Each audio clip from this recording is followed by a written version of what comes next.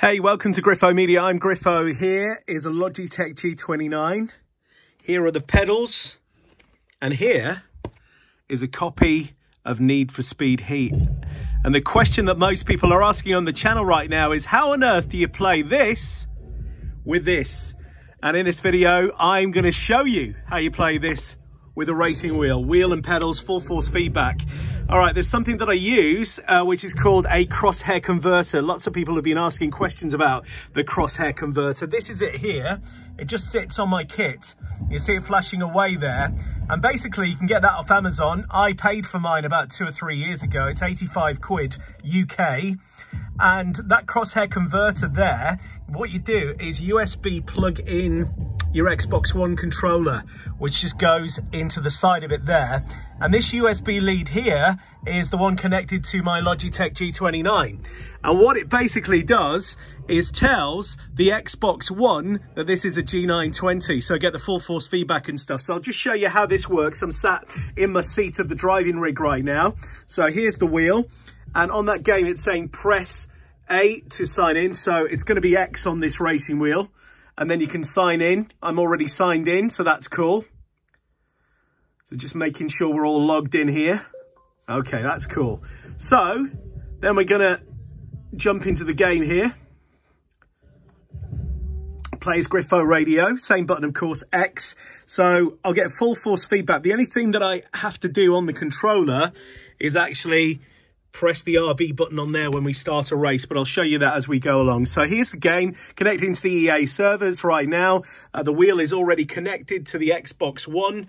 I've of course all the consoles here on my driving rig, and a fair selection of driving games, it's got to be said.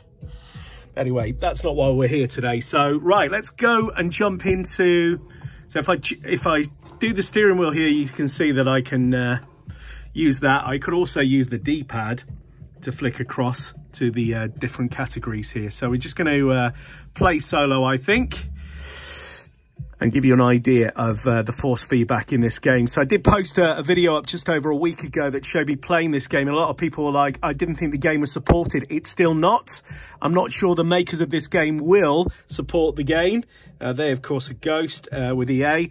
For some reason, the Need for Speed games get left behind in terms of wheel support, so you've got to make your own little fun with converters and stuff. So that's the converter. The controller is plugged in, and so is the racing wheel. So it is good to go. Just waiting for the game to load up now. The load times are pretty intense. This is running, by the way, on an Xbox One S. And as soon as we get loaded up, I will show you. So I've got the old classic car there that's in my other video. So you can change the view here by pressing the triangle. So if I click the triangle there, you can see I can change my view of the car. So let's bring the car kind of in front of us there. Okay, so we'll do that.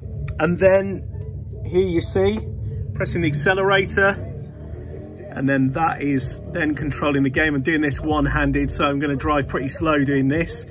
And you can see that that works fine. I'm going to crash into something in a minute so you can see the force feedback is well and truly working there.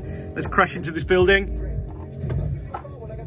And you can hear it. Oh, let's not go in the water. Oh, well.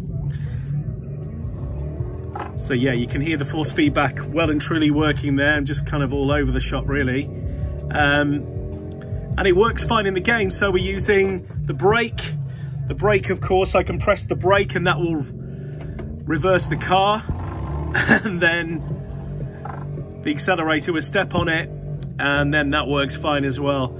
So there we go. That's literally it, guys. I suppose the question is, like, does the G920 and does the G29 work with Need for Speed Heat? No, but with a nice little converter in place and a steady one hand on the game. Let's get some speed up here.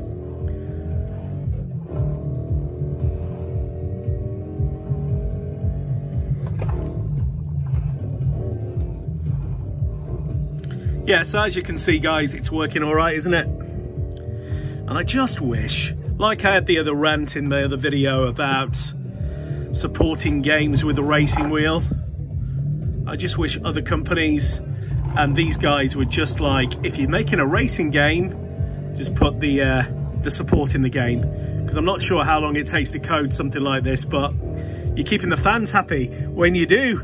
So please take note.